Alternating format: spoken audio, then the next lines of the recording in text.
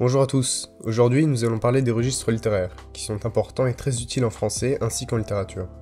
Le registre employé par l'auteur dépend de ce qu'il veut dire, de quelle émotion il veut transmettre au lecteur.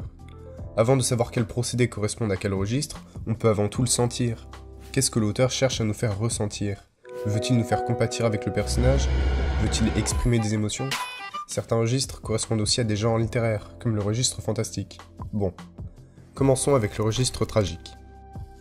Le registre tragique est originellement lié à la tragédie antique. Il met en scène les héros impuissants face au destin, qui subissent la fatalité des événements.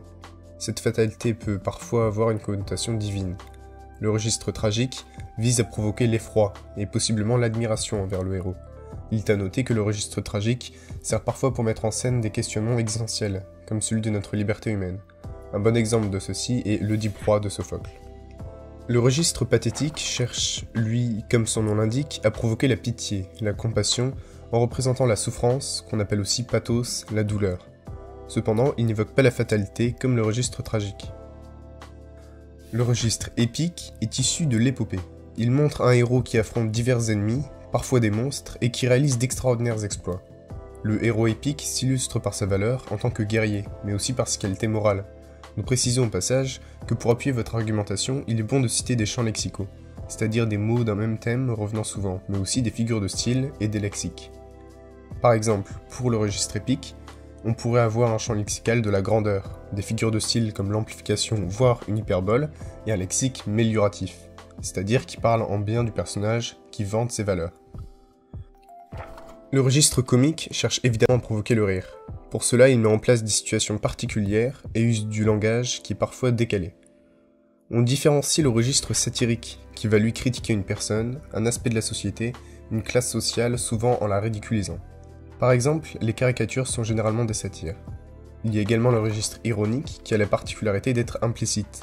Le plus souvent, on suggère le contraire de ce qu'on dit. C'est pourquoi l'antiphrase est la figure de style par excellence du registre ironique. Le registre lyrique est à l'origine lié à la poésie, puisqu'il est l'expression des sentiments du poète qui vise à les faire partager au lecteur. On retrouve des thèmes comme l'amour, la nostalgie, qui sont souvent énoncés à la première personne.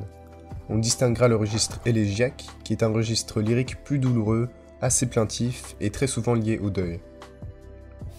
Le registre fantastique fait intervenir dans le monde réel, concret, des événements extraordinaires, étranges, parfois inquiétants, et des éléments du surnaturel. Je suis Sylvain Pierre-Henri. Cette ambiguïté entre la réalité logique que nous connaissons et l'intervention de l'inexplicable a pour but de déstabiliser le lecteur, de provoquer en lui le doute ou la peur. Il faut faire attention à ne pas confondre le registre fantastique avec le registre merveilleux, puisque ce dernier pose l'histoire dans un univers alternatif, un monde qui est déjà surnaturel. Les personnages évoluent donc dans un contexte où les repères sont différents. Enfin, il y a le registre didactique, qui a pour but d'instruire le lecteur ainsi que de le faire réfléchir. C'est pourquoi on retrouvera dans le registre didactique nombre de connecteurs logiques, une argumentation très structurée, ainsi qu'une utilisation fréquente d'exemples.